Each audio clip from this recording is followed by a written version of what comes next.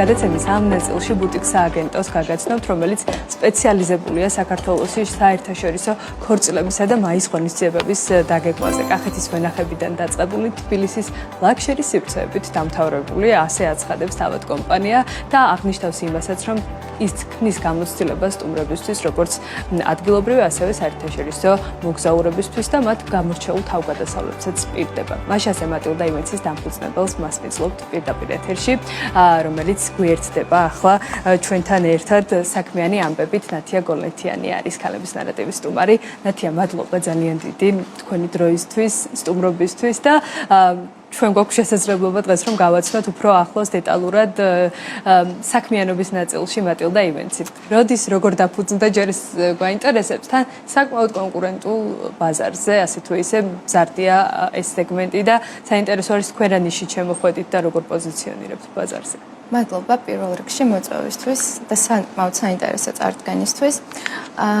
თავდაპირველად მინდა ვთქვა ის, რომ მატილდა ივენცი უკვე აქტიურად გეგმავს ქორწილებს, კორპორატიულ ღონისძიებებს და უკვე უშუალოდ მუშაობს მაის ტურიზმის მიმართულებით 2023 წლიდან.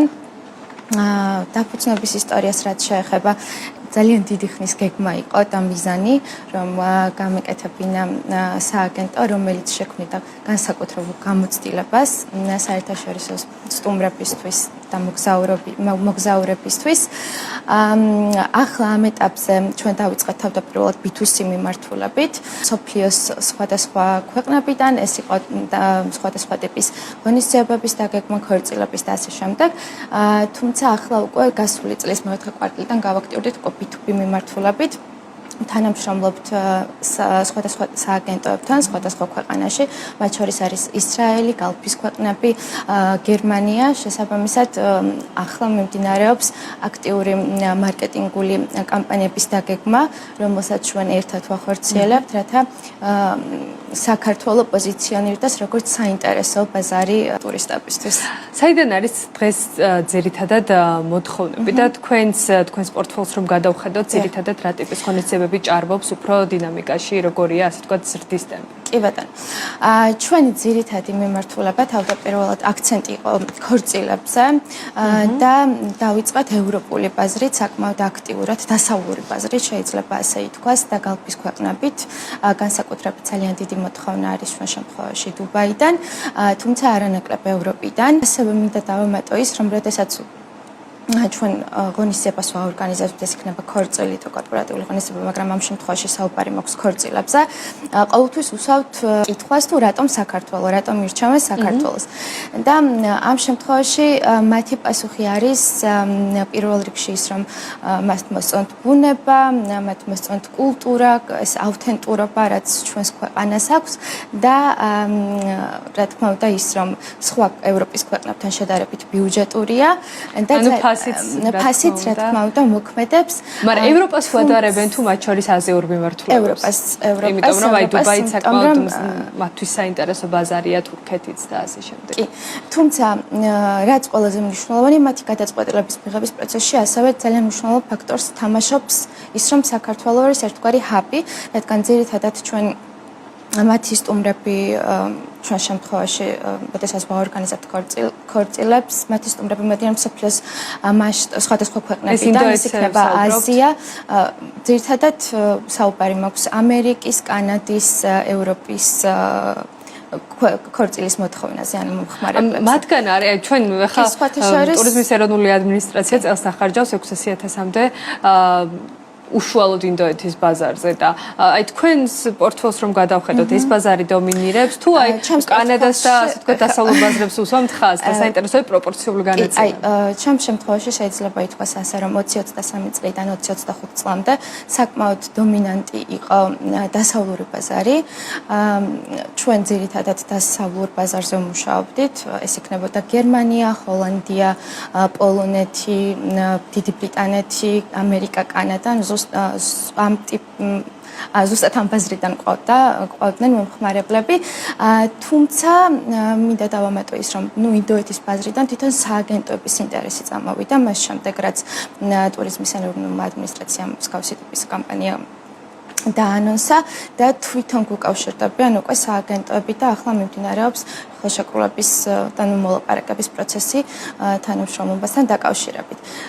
თუმცა ძირითადად აღნიშნავ ჩვენს პორტფოლში ასევე გალფის ქვეყნებსაც, ანუ ეს არის დუბაი, ძალიან დიდი ნაკადი და დუბაი ვიცით რომ მულტინაციონალურია და მან ინდოელებიც იგულისხმებიან, ფილიპინელები და ასე შემდეგ. მოდი ეს ბაზრები განვიხილოთ მხარჯველუნარიანობის თვალსაზრისით.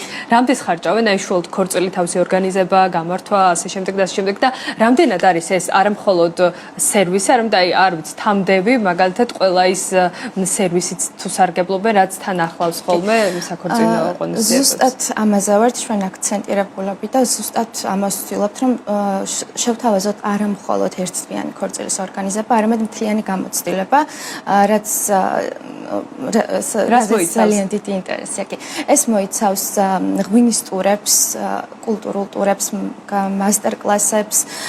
ეს არის 3-4 შეიძლება 5 დღიანი პაკეტიც, რასაც ჩვენ მათ ვთავაზობთ და მათთვის ორგანიზებთ და ძალიან დიდი ინტერესი მოდის განსაკუთრებით ევროპელი დამკვეთების მხრიდან, რადგან მათ სურთ რომ როდესაც ჩამოდიან მათი სტუმრები მსოფლიოს სხვადასხვა ქვეყნებიდან მაქსიმალურად აჩვენონ საქართველოს ავთენტურობა და ჩვენც მაქსიმალურად ყველანაირად ვცდილობთ რომ განსაკუთრებული შეთავაზება გავაკეთოთ და პერსონალიზებული მათთვის.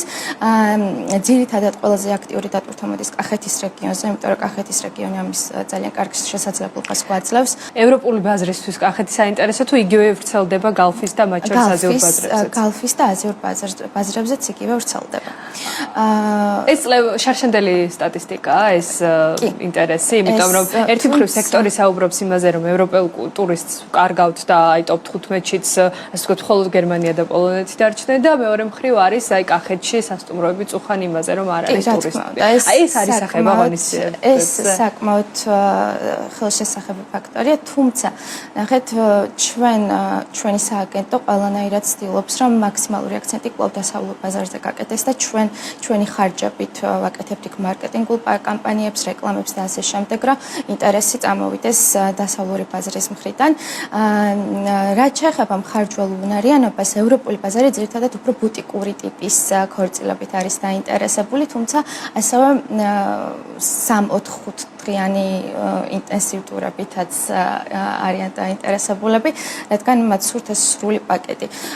ხარჯვას რაც შეეხება, რა თქმა უნდა თვალსაჩინო და ნათელია, რომ გალფის ქვეყნები დუბაი ბევრად უფრო მეტ თანხას ხარჯავს შედარებით ევროპულ ქორწილებთან, რადგან ევროპული უფრო მცირე და ბუტიკური ტიპის არის, ხოლო დუბაიდან ჩვენ დაგვეორგანიზებია ქორწილი, სადაც ყოფილა 100-150-200 კაცი, მაშინ როდესაც ევროპის შემთხვევაში ეს არის საშუალოდ 40-60 პერსონა და შეიძლება ნაკლებიც.